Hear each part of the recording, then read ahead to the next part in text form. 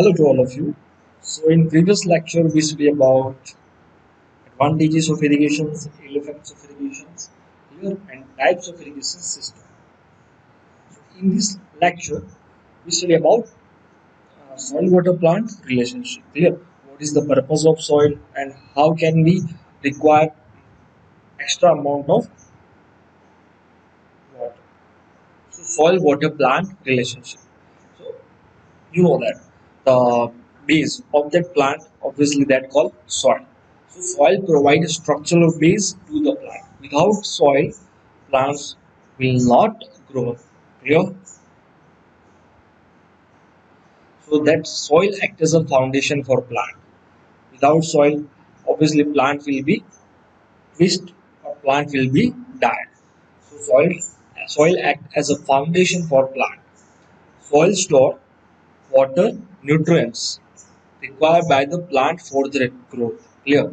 So obviously there are soils, various types of soil. There are various types of capacity to retain a water. Clear? And there are various nutrients in the form of salt. So that all thing requires to grow a plant. Clear? So that all thing presents in soil. So soil gives that waters, nutrients for that particular plant growth. Clear? Then after, water is required by the small quantity for the metabolism and for the transpirations of nutrients. But we supply larger quantity of water. But why? So because of that larger quantity of water is required for the psychological process of transpirations, which protect the plant from the injurious effect of high temperature. Clear? And some quantity of water is required for evaporation. Clear? So first of all, why extra amount of water is required for plant? So first one, uh, for their psychological process of transpirations, and that process which protect from the plant, that process which protect from the high temperature of that atmosphere. Clear? And then second, for the evaporation. Clear? So first one psychological process of transpirations and second one evaporation. That's why we require extra amount of water to plant. Clear? Next one is total quantity of water. Otherwise, we can say that consumptive use of water. So in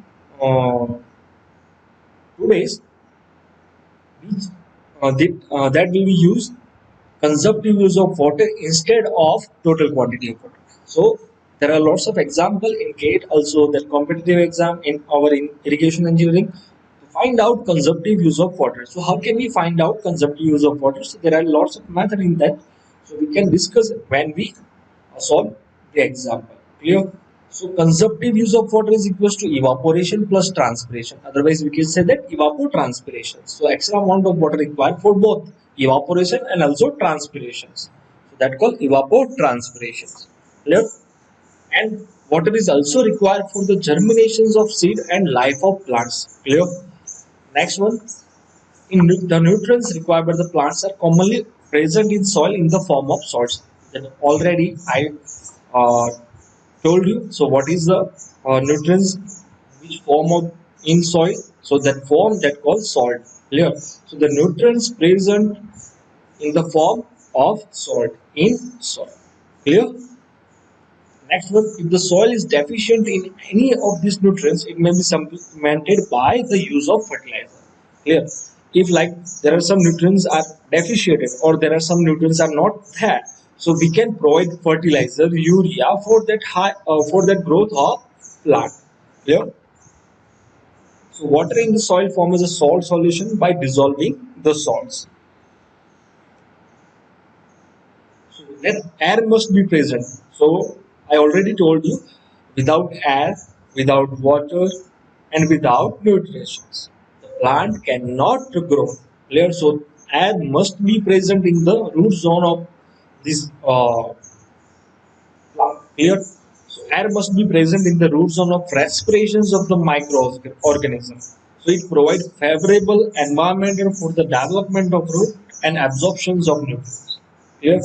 So when we discuss about water logging, clear? So in water logging, the voids or pores are fully saturated. Clear? So that's why the air circulation are stopped.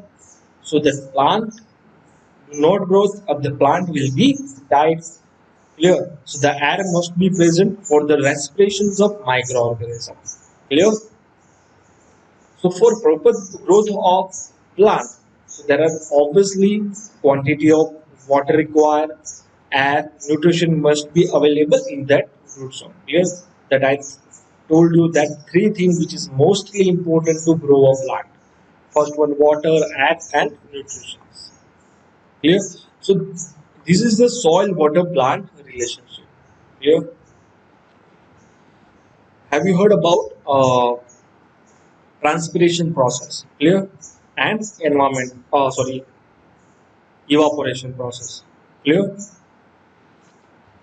So water is also required for the photosynthesis process. So photosynthesis process is a daylight process. Clear?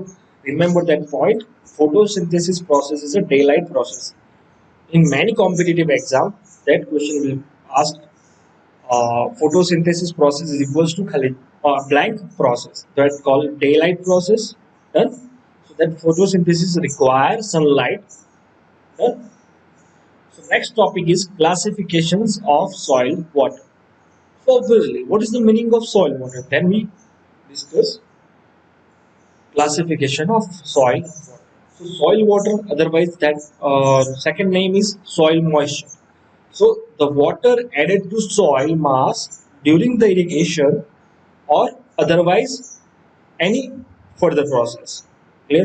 So that particular water present in the soil voids, otherwise soil porous. So that moisture, otherwise that water called soil water or soil moisture. Clear? So when we supplying a water to soil, that water will be present in voids or in porous. So that water called soil water or soil moisture. Clear? There are three classifications. First one gravitational water, second one capillary water, and third one hygroscopic water. Clear? So first we discuss what is a gravitational water. So gravitational water is that portion of the total water in the soil which is free to move under gravity. Clear? When we supply a water to that particular soil mass or to that particular plant. Clear? So that total amount of water which is move under gravity, free move to under gravity. So that water called gravitational water. Clear? So this water or this gravitational water is not held in soil. Clear? But it drain out freely under gravity. Clear? So that obviously gravitational water is not stored in that particular soil mass. So this is drain out or freely move under gravity. Clear? So this water occupies large pores in that particular soil or soil mass. As the water is added to that soil, so the amount of gravitational water increases. Clear? First one, gravitational water is the total amount of water which moves free to under gravity. Clear? When we supply a water to that particular soil mass and that soil, the water is not stored. So all amount of water will be moved free under gravity. Clear? So that require a large porous. Done.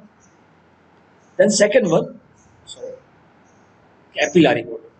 Obviously, first one we supply a water that all water free move to under gravity, and then after that amount of water which is stored in that particular soil, that called capillary water. Otherwise, we can say that the water content retained in the soil after the gravitational water has drained off from the soil is known as a capillary water. I repeat, the water content retained in the soil after the gravitational water has drained off from the soil, that amount of water called capillary. Clear? So it is held in the soil by surface tension. Clear? Otherwise, the capillary water is stored due to the surface tension. Clear? You know that the meaning of surface tension. You studied in fluid mechanics. Clear? Effect. So the water stored in the form of film around, clear, so that particular soil, that film around that soil particle, so that called surface tension. So that sorry, the water is held in the form of the film around the soil particle, clear. And also, capillary water is not free to move under gravity, clear, remember that point. And the plant or that particular crop absorb the capillary water and water content of the soil, clear. So particular plant extract a moisture or absorb the particular water from the capillary water, and the water content of that particular soil will be decreased. Therefore this is a primary source of that plant to extract or to absorb the water. That's why we call that water called capillary water called available water. So that called available water for the plant. The next one, hygroscopic water. So what is a hygroscopic water? So hygroscopic water means take a one dry particle or sample or soil mass and is kept to the atmosphere. After some time, that soil mass absorb the moisture from the atmosphere. So that water called hygroscopic water. Clear? So hygroscopic water again, it is not free to move under gravity. Done. Hygroscopic water is not easily removed from that particular soil mass or that particular soil. So for that particular remove of that hydroscopic water, then we require 105 degrees Celsius of temperature. Then after the hygroscopic water is removed. Clear? So obviously in below the ground there are no amount of temperature there. So 105 degrees Celsius temperature is more than high. So that water called unavailable water. Clear? For that plant. So capillary water is available water and hygroscopic is water is unavailable for plant. So next classification based on availability of the water plant. So first one, unavailable water. So unavailable water means hygroscopic water. Second one, available water means capillary water. Superfluous water means gravitational water. Clear? So this is a diagram. So just capillary water. So capillary water lies between wilting to filled capacity. Clear? And hygroscopic water which is lies below the wilting point. Right? Remember this point. Clear? That point will be asked in some competitive exam. Clear? So, as I said that the capillary water is stored due to surface tension and it is held in the form of the water film around the soil particle. So, we can easily say that the water is film around the soil particle. So, that's why capillary water, otherwise that amount of water stored and that gravitational water. So gravitational water means that amount of water supply that all most of the amount of water directly free to move under gravity. So that called gravitational water. And hygroscopic water.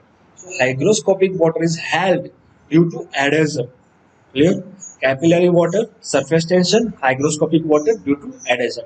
Clear? That 2 point is very important for you.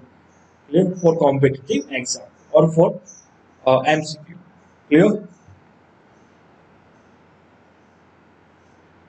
So this is a type of diagram which already I discussed. Means gravitational water that called soil water or soil moisture subject to drainage under gravity.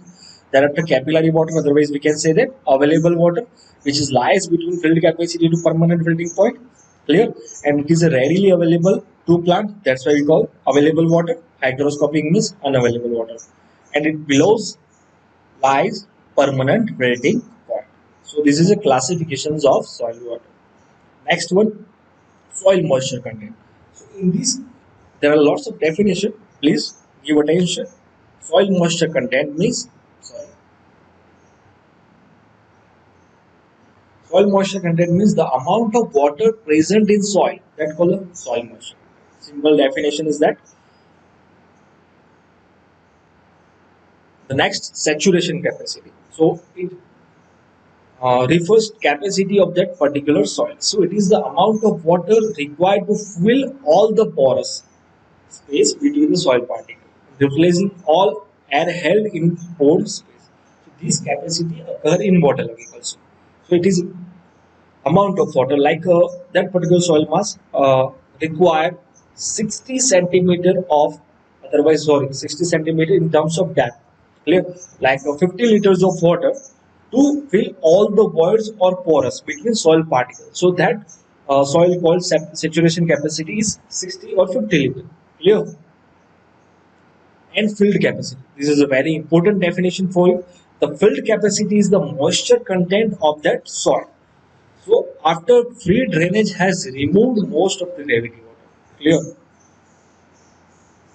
So capillary water lies between filled capacity to permanent filling point. Means filled capacity indicates when we supply water, then gravitational water occurs to, gravitational water means free to move under gravity. Then after the water stored or that water retained. Clear. So that capacity called filled capacity means the capacity is moisture content, clear, of the soil after free drainage has removed most of the gravity water. So that's why called filled capacity, which always lies between gravity. Oh, sorry, below the gravitational water. This is a formula for filled capacity. Filled capacity is equals to weight of water retained in certain volume of soil divided by weight of dry sample. So that then we can easily get a filled capacity, clear, in percentage form. How much water retained in soil and divide by how much weight of water that dry sample. The next one, permanent wilting point, otherwise wilting coefficient. So that indicates a water content at which plant can no longer extract sufficient water from the soil. Clear? So that permanent wilting point that indicate a one point.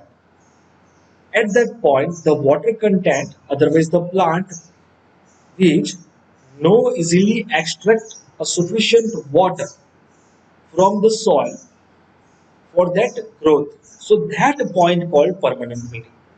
Clear? So again, I repeat that it indicates a point when the plant do not easily extract a water from the soil for its growth. That point called permanent wilting point. And after, there are two types of wilting point, temporary and permanent. So temporary wilting point usually occurs on a hot day, means summer season, and the plant recover from the wilting in the cooler portion of the day or during the night without any addition of water of the soil.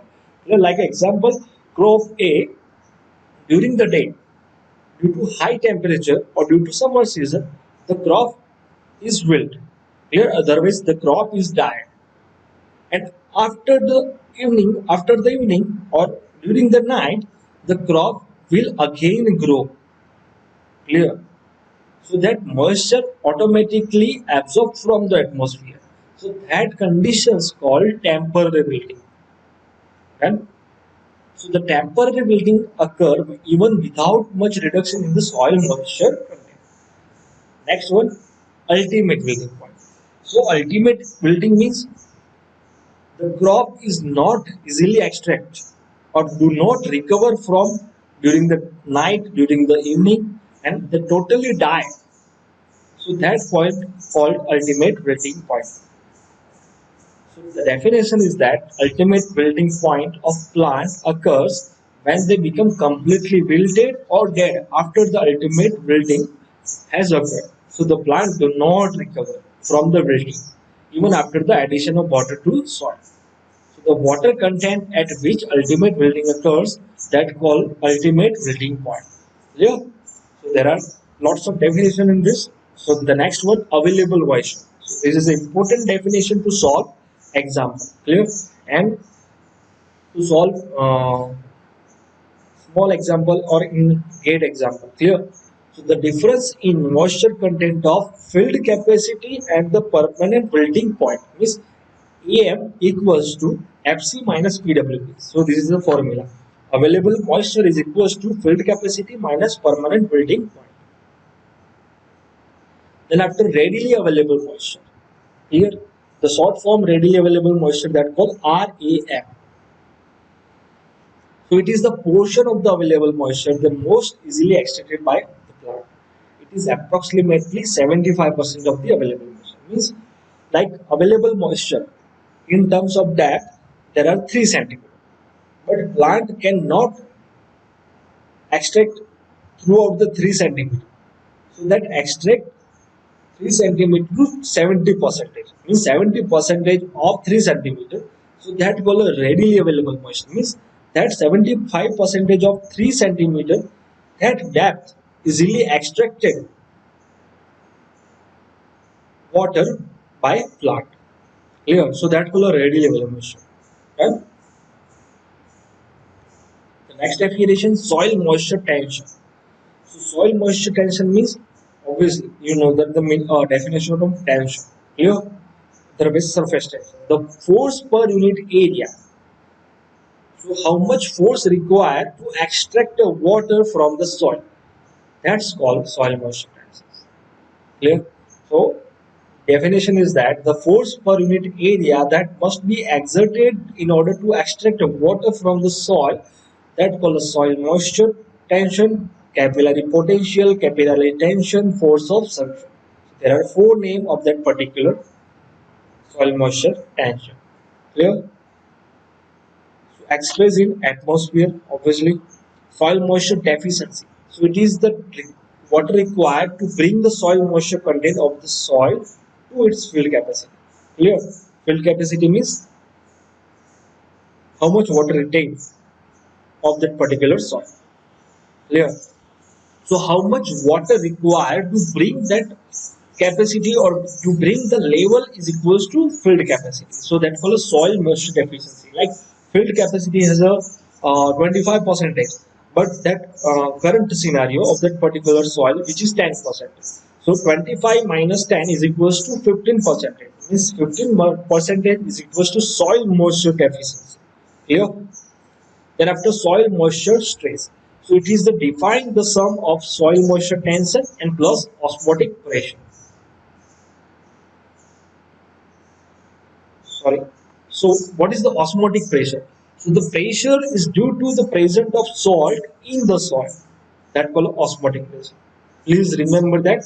What is the osmotic pressure? Osmotic pressure means when the salt present in the soil, then after the pressure is due to that particular amount of salt in present in soil, that pressure called osmotic pressure. Clear?